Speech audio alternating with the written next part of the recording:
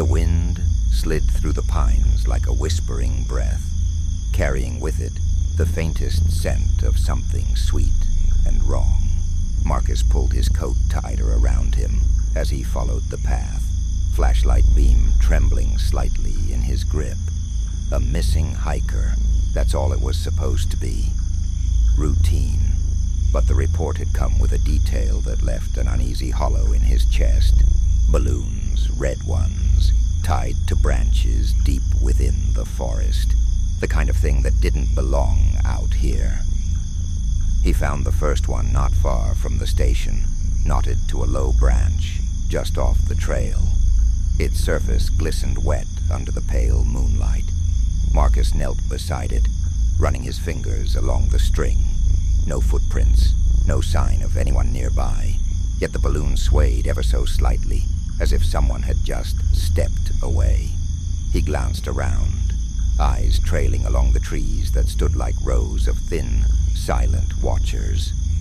The search stretched longer than he expected, and as Marcus pressed further into the woods, the night thickened around him. Somewhere ahead he caught the soft flicker of movement, a shape too large to be an animal, pale against the dark, moving just out of reach of his flashlight.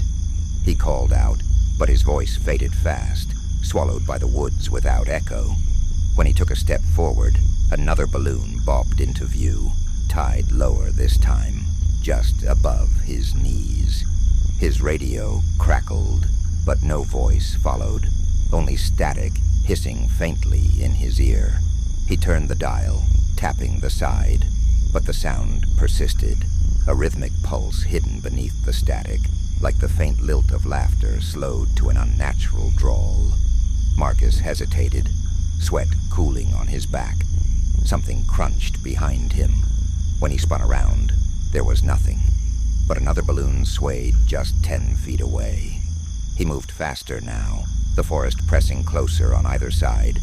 Every so often he thought he heard footsteps, not his own, mirroring him at a deliberate distance.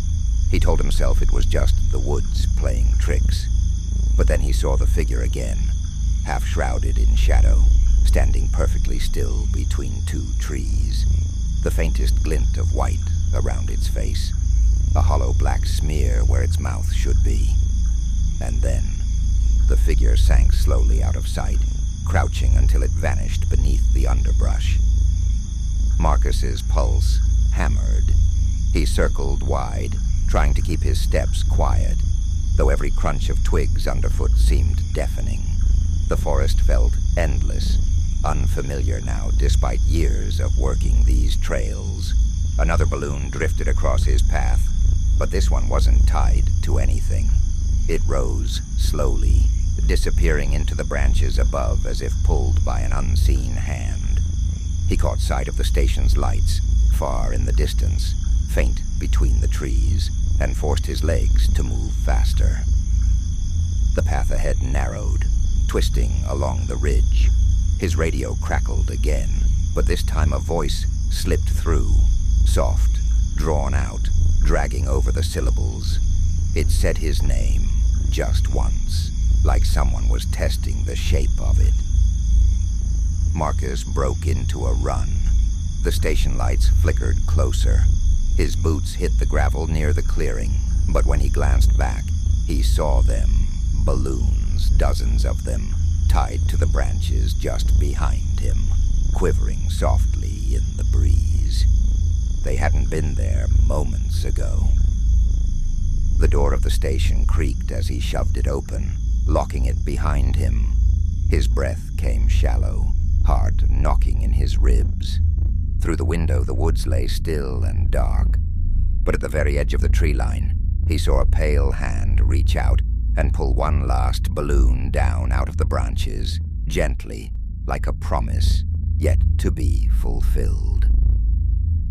Marcus paced inside the station, rubbing his hands together to stop the trembling. The radio sat on the desk, hissing faintly, but he didn't touch it. Every so often he glanced out the window, watching the woods, searching for any sign of movement. There was nothing now. just the wind pressing against the glass in uneven bursts. But his eyes kept drifting back to the spot where he'd last seen the hand. The phone hung on the wall, an old rotary that rarely rang. Marcus lifted the receiver, pressing it to his ear, but the line was dead. He set it back slowly, trying to convince himself it was just the storm rolling in, nothing more. But outside, nestled between the roots of a tree, he could still make out the faint red shape of a balloon. It hadn't moved. Hours passed. Midnight crept closer, and Marcus dozed lightly in the corner chair, rifle balanced against his knee.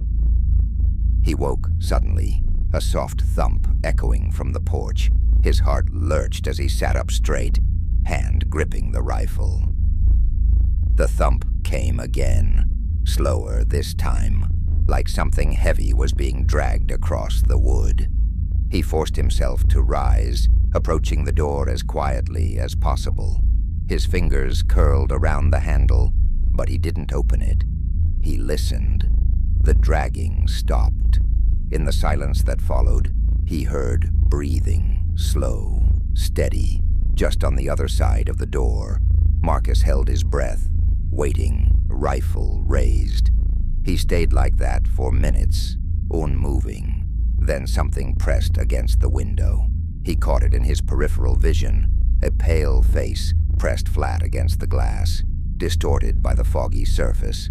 The eyes were wide, empty, and ringed in black paint. The mouth, too large and too red, stretched into a grin that didn't waver. Marcus stumbled backward, knocking over a chair, but when he looked again, the face was gone. He barely had time to register the sound of the door handle turning behind him. The lock clicked, but Marcus hadn't unlocked it. His breath hitched, and he spun, rifle shaking. The door creaked open an inch, then two. A thin sliver of the dark porch spilled into the room. Marcus stepped forward, boot heels scuffing against the floor. He kicked the door shut, ramming the bolt back into place. He didn't see the hand that slid under the door frame until it was too late. Thin fingers wrapped around his ankle, cold and dry. Marcus yanked free, scrambling backward, but the grip was unrelenting. The lights flickered once, twice, then died. Marcus couldn't see more than a foot in front of him, but he could hear movement, soft footsteps circling him, trailing along the perimeter of the room. He fired blindly, the rifle's blast splitting the silence, but the footsteps didn't stop. They only grew louder, closer, until something heavy crashed against him from the side. Marcus hit the floor hard, the rifle spinning from his grip. His hands clawed at the floorboards, trying to drag himself away, but he felt the weight press down onto his chest. A sharp, acrid scent filled his nose, grease paint and sugar. In the brief flash of lightning that flickered outside the window, Marcus saw him fully for the first time. The clown loomed over him, head twisted at an unnatural angle, the painted smile still frozen in place. His hands, covered in white gloves that were soaked through with something dark, reached down slowly. Marcus screamed, but the sound was muffled as the clown's hands found his throat. The pressure was gradual, unhurried, as if the thing wanted to savor the moment.